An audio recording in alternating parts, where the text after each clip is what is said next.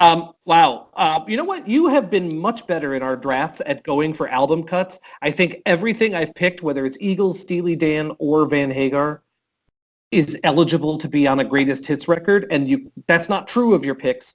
And so I feel like I have to go wide here. And I'm going to go back to OU812, and this really hurts to do. And I do, I can say this, and I can't make anybody believe it, but you're just going to have to trust me here. I have hate listened to Van Hagar before. I have gone back and tried to figure out, like, why do I detest this so much? Like, is it really as bad as I remember? Just some long day at work where I have to, like, make a deck or something, and I have 6 hours of sitting and staring at the screen with headphones on. Like, you run out of things to keep yourself entertained. I have gone back and tried hard to like them, and I can't. But I did find a couple songs I enjoy hate listening to because they're so offensive that they represent a high watermark in terms of they're so offensive, they're memorable. And I'm going to pick the cringiest of the cringy, and I'm going to do it, and I'm also going to get myself a nice deep cut, and I'm going to take Sucker in a 3-piece from the OU812 album.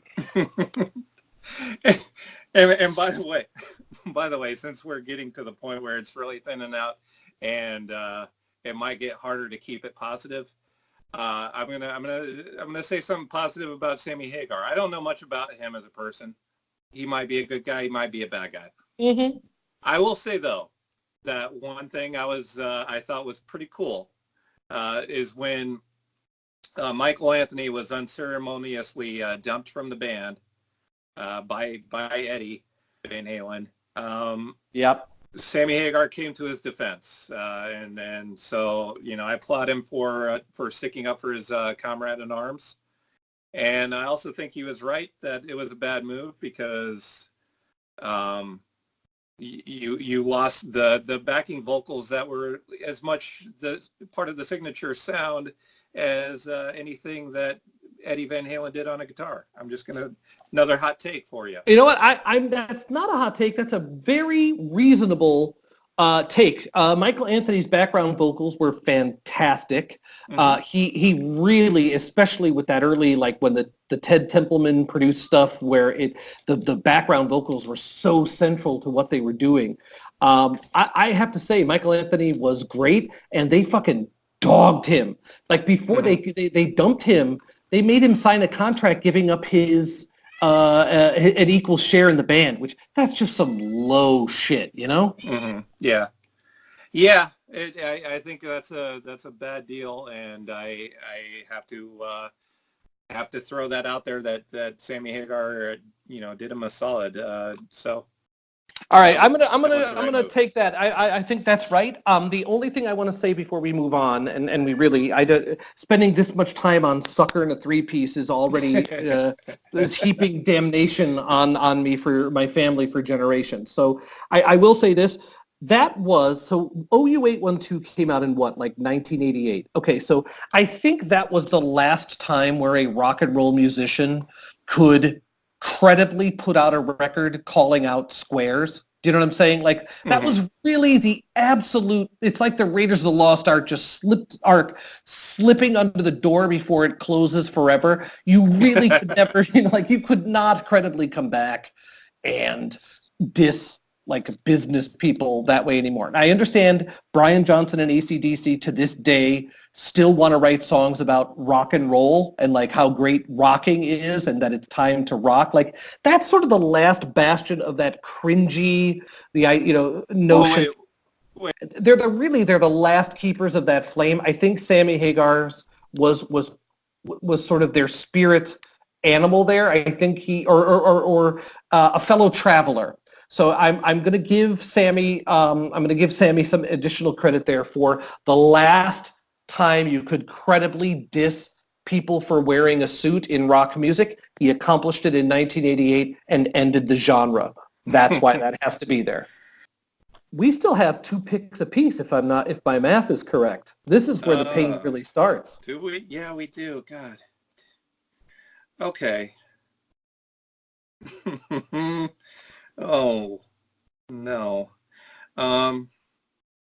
Okay. Here's a song that just about everything I say about it, I might even mean in a positive way, but it's not going to come off positive. I'm going to go with Dreams. Ooh. That is, yeah, wow, we really are scraping, because that is a 51... No, wait, can I change? Is that permissible? No. Okay. You still have another pick? I know, but I think I know what I'm going to get, what I'm going to end up with for my last pick. Yeah, look, the video alone for Dreams, they would have to like break rocks at hard labor for 30 years to work off the bad karma of the song and video for Dreams. Like that alone just doomed them from a karma point of view for eternity. Mm-hmm. Yeah. I have nothing nice to say. I don't know if I do either. But it's my pick. Well, 5150, I do think, is the best Van Hagar album. It is, I think, the most end-to-end satisfying. I think from my list, you got to go for Unlawful Carnal Knowledge. And I mean, I'm serious too. I think that probably is. I don't really know that any of them are all that great, but that's, at least they got away from the synthesizers on that one. I don't know. All right. Yeah. Wow. That's some potent shit.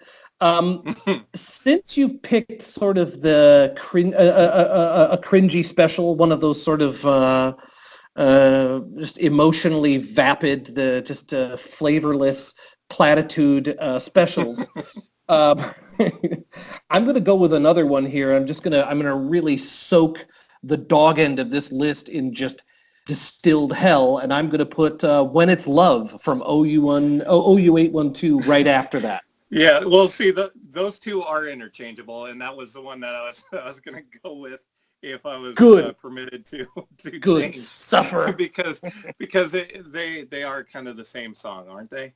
Yeah, that's I wasn't going to pick that until you picked Dreams, and I realized, like, if there's ever a chance to sort of sneak it in, here it is. And if your mind was already going that direction, I had to put it in as a blocker. I don't care what this list is. I am not listening to that. I don't give a fuck. I am not listening to that this week. Well, you know what? If I wanted to make a mockery of it, and I didn't, I wanted to give it my best. But if I wanted to make a mockery of this, what I would have tried to do, the thought crossed my mind, I resisted, was to try and pick 5 songs with love in the title. And so wow, yeah, obviously.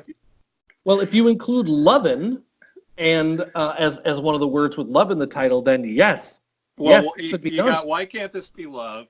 You got "When It's Love." Mm-hmm. What else? Love walks in. Love walks in. You're right. You're absolutely right. I'm glad you didn't do that, because that would have been even worse than this dog's breakfast we've already cooked up. Yeah, well, Love Walks In is another song that's interchangeable with Dreams and When It's Love. Yeah, but you're making my case for 5150. Like 5150 has minimum 4 singles, all of which were huge, absolutely huge, and video hits on top of it. And there aren't many Van Halen records that have 4 massive, successful singles.